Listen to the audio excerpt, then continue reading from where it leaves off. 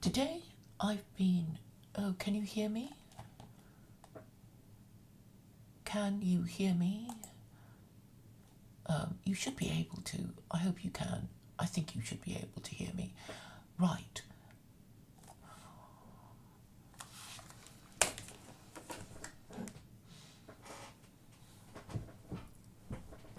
I've been listening to a few streams today, and it seems plans are afoot to seduce Americans into supporting Christian nationalism.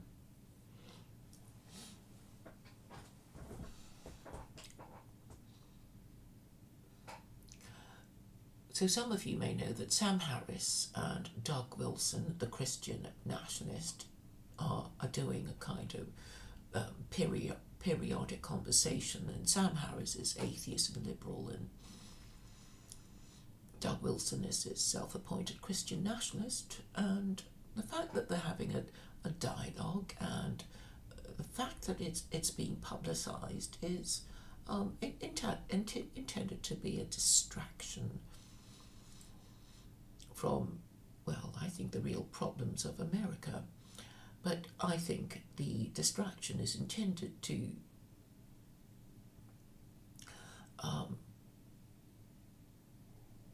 move Americans towards Christian nationalism, because Christian nationalism would logically and necessarily mean the passing of a Christian amendment making America a Christian republic. This has already been done in American Samoa, and this is not exactly a new idea, since the idea of making America a Christian republic goes back to Civil War times. So one of the few people promoting this Christianity and Christian nationalism somebody called O.G. Rose, and he is promoting an idea called Gödel's theorem, and it's basically the idea that we will never know anything for sure, and there's no point believing in anything, so you might as well believe in Christianity if you want to hold on to your roots and stuff like that. So this is really a sinister plan. When somebody tells you to forget about logic and facts, they're telling you to leave your brain behind and not use whatever meagre reasoning ability that you have in order to prevent logic and facts from winning the argument. So because Islam is basically logical. It's logical if you believe in God, right? I mean, obviously Islam is not logical if you do not believe in God, because you do not accept the premise that God exists to create the universe or reveal the Torah or the Quran. But if you accept that God is the creator of the universe, and then there's a series of logical propositions that come one after the other. He did indeed reveal the Torah, and after that he revealed the Torah for Jews, and then he revealed the Quran for all of humanity. And of course the interregnum of idolatry that represents 2,000 years of Western history is what we really should be addressing, in that I'm sure a lot of Christians, or people who want to be Christian, not because they have some inherent belief that Jesus is God. They only go back to Christianity because they want to go back to the glory days of slaying Jews in the Levant, and Muslims too, and that's why they want to return to their ancestral Christian roots. It's not because they suddenly, desire to believe in God. They see Christianity as a weapon.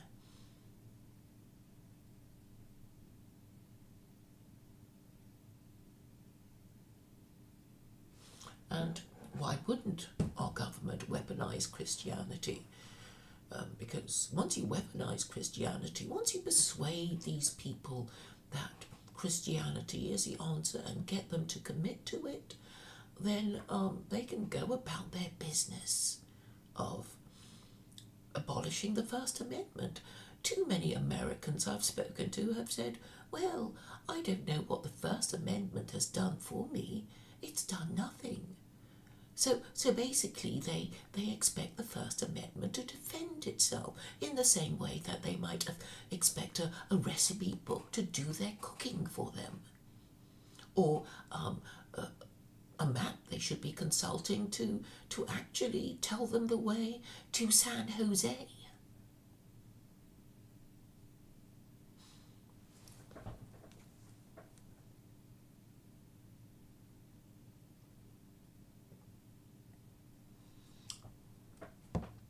So when these Christians, or as I prefer to call them, Christomorons, when they prefer the antithesis of facts and logic because they in fact prefer to worship their emotions and feelings, then if their government says it's okay, Americans, to ignore logic and facts because we're just going by emotion and moods and feelings, then I guess they will be the cattle that will be motivated by stick and carrot.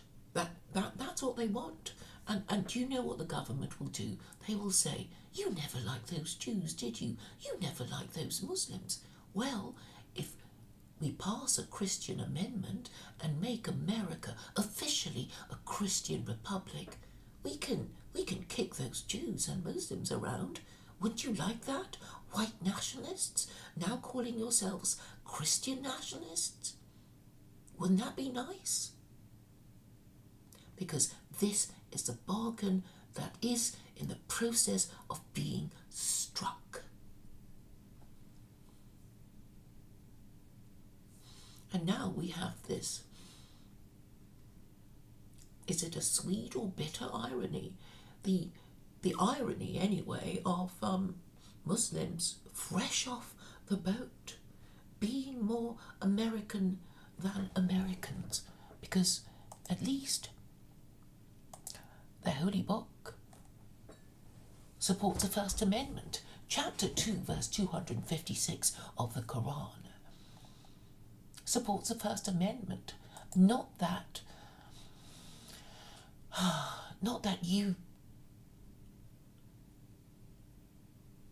you would think Muslims know this, and to be frank, most of them don't know it. Most Muslims have not read the Quran.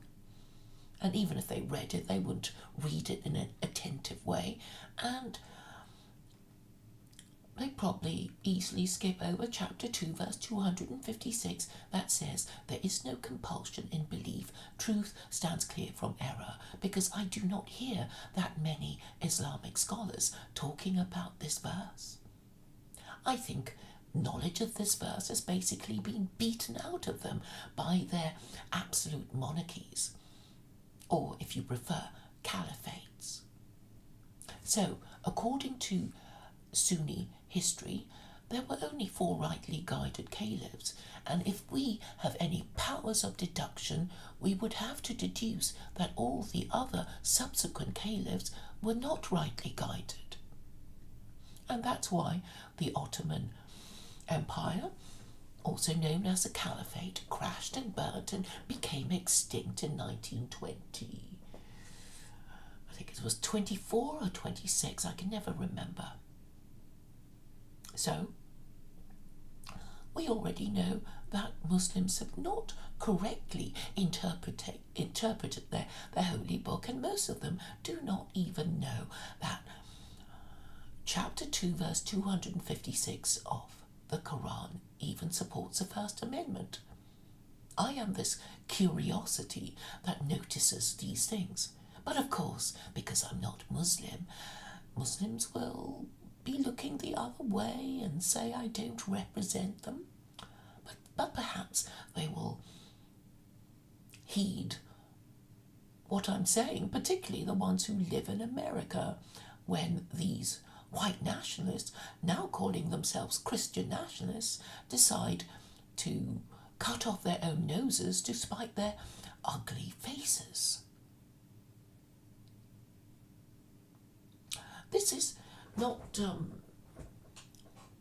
the first instance of this happening. Vincent Bruno and I were talking about cousin marriage, and we discovered that recently the state of Tennessee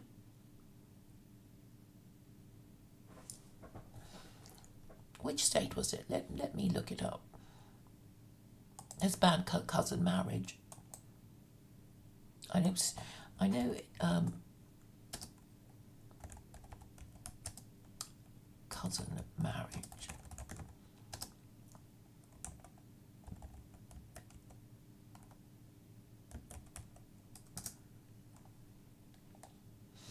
So the moment I heard it, I knew it was an anti-Muslim move, because, and then I did look up Tennessee and realised that was a recent bill.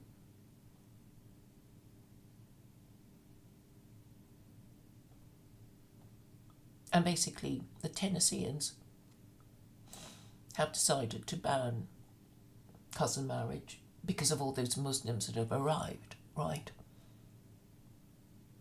So that's what they've done, to show their hatred of Muslims. But, you know, what about white people who want to marry their first cousins? Well, they'll have to go to another state, I suppose, but it's pretty clear what they're doing. And I fear that these Christo-morons will do the same thing to their First Amendment. They will abolish it in order to become this fake Christian nation, just so they can kick Jews and Muslims around in their white supremacy. Have you noticed that racism is being subtly encouraged on YouTube? Now, why do I care about these things? I'm not American, but I think it would be a global tragedy if these Americans were to be tricked into abolishing their First Amendment. It would mean that the last 250 years of Western history, which is basically about rejecting Christianity and the anachronistic church and institution of absolute monarchy. They might even get it back, and some really dumb Americans seem to want absolute monarchy. I don't think there's anything more American than saying you want a monarchy. And I suppose these days most people don't know the difference, and they can't be bothered to figure it out. You would have thought that lawyers would know, or constitutional lawyers anyway, would know and would care, but not a bit of it.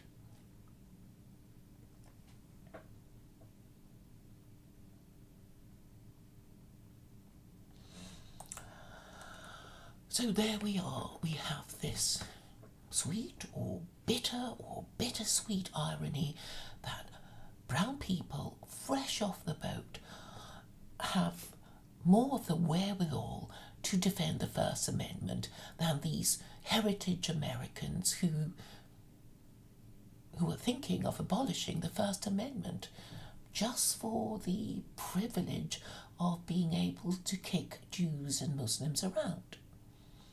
I think Jews and Muslims in America ought to put up a bit more of a fight instead of letting Christian nationalism wash all over them.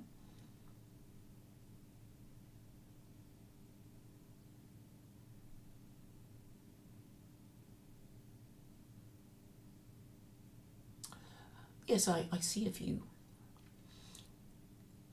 heritage Americans who, well, only one, as you on God, who might understand what I'm saying. But this is a danger. And you know what these white nationalists currently calling themselves Christian nationalists are going to do? They really want to kick Jews out, and they really want to kick Muslims out. Some of them want to kick blacks out, and some of them want to kick all the non-whites out. And the bait of Christian nationalism is being dangled in front of them. And who knows? Probably enough of these unprincipled atheists and nihilists will say, I'll pretend to be Christian, I'll pretend to believe that Jesus is God, just for the fun of kicking out these Jews and Muslims, or worse. So we can see where it is all going.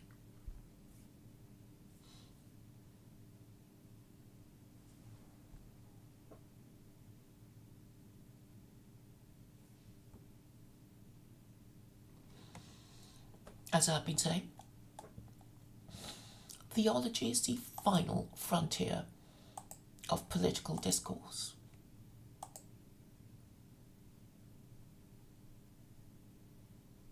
It is a shame that a lot of history has been deliberately hidden from the citizens of the country. We know that if you just lost a war, you're going to have some other version of history imposed on you. In the UK,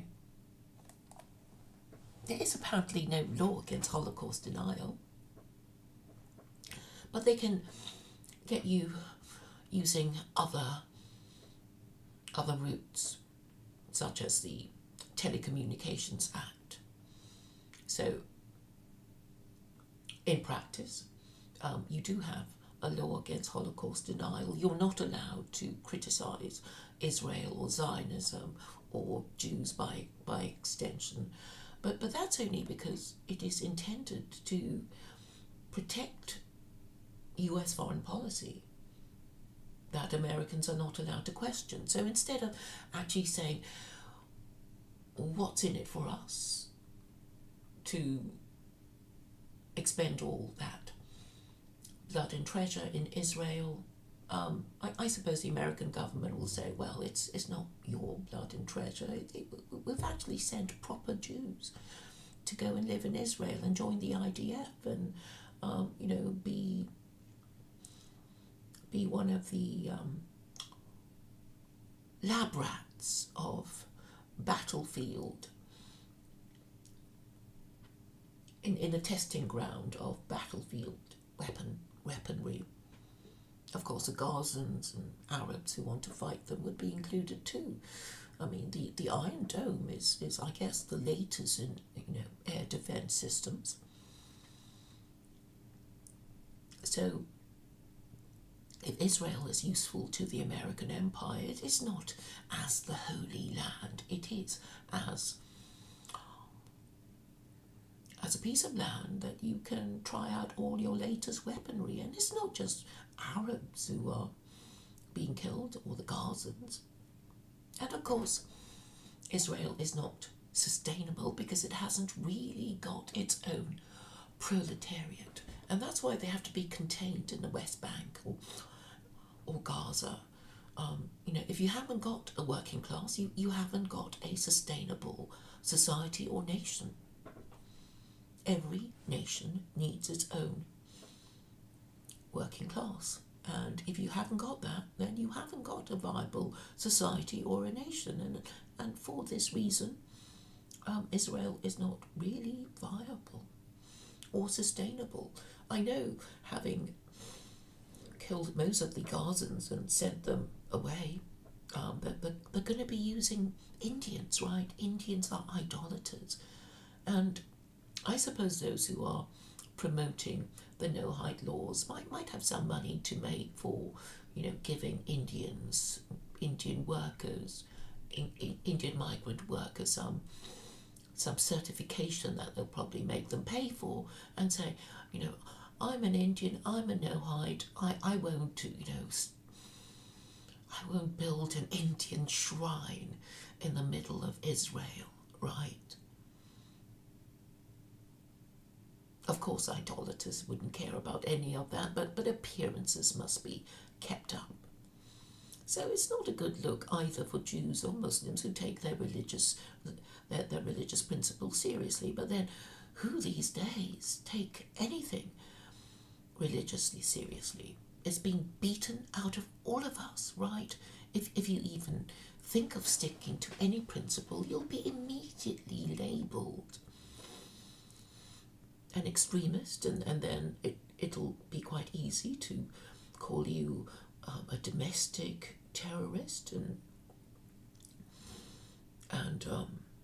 yeah, you'll be in trouble with the authorities for holding certain views.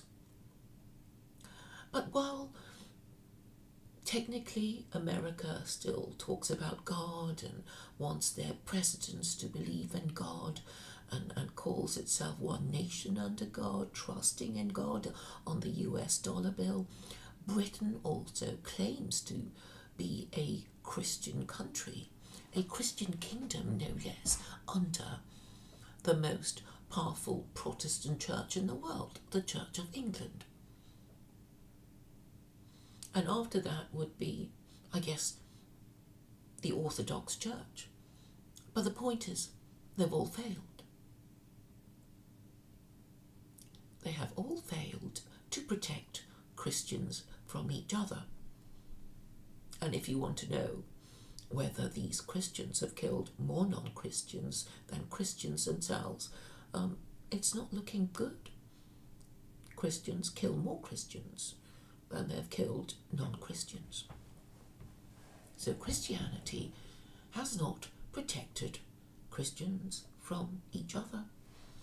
And now America is about to start World War III, or at the very least cause the rest of the world to gang up against them. Because, well, obviously if you're going to have your stuff taken from you and your president kidnapped just because America wants your oil, you'd like this sort of thing to stop, wouldn't you? If your town were run by a bunch of gangsters or bandits, you'd want a more orderly form of governance. So ultimately it goes back to religion. The Quran is the only holy book that has laws about international relations and warfare, as well as how you should run your economy, how it supports commerce but not usury, how it regulates gender relations and consumer relations and international relations and labour relations. So without producing enough of the next generation, there's bound to be a labour shortage. And when there's a labour shortage, I suppose the countries who have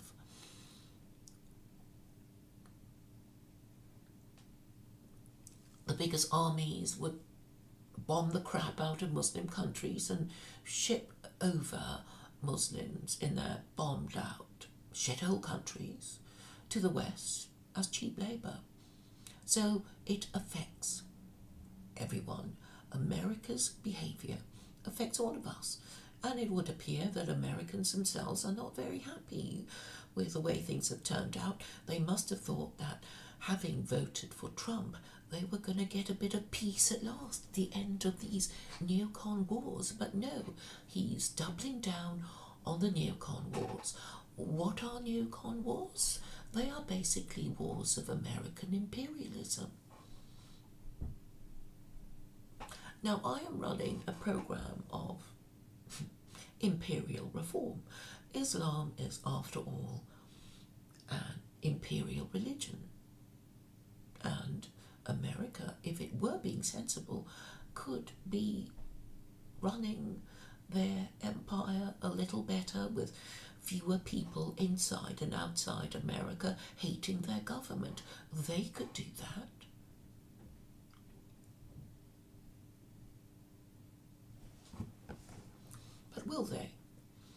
will my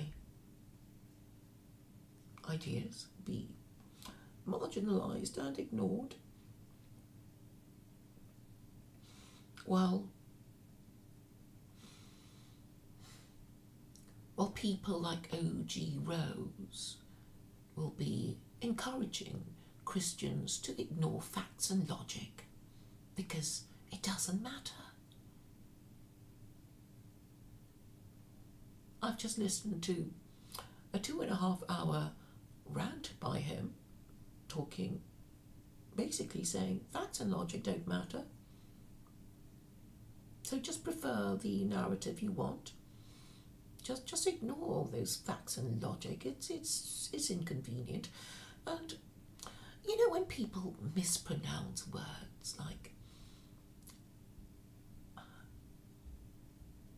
you should be a little suspicious. I mean, when you think, oh gosh, they're so academic, they're so learned, and you know, when you pronounce banal rhyming with anal, banal,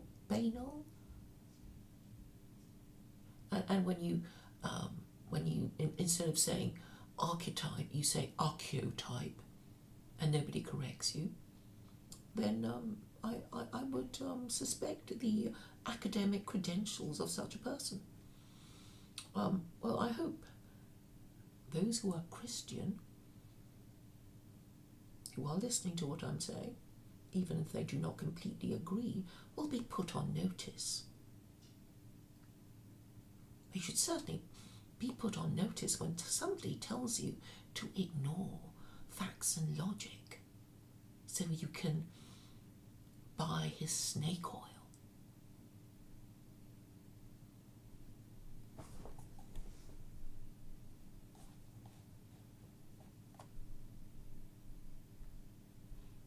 It really is very sinister, all these goings on.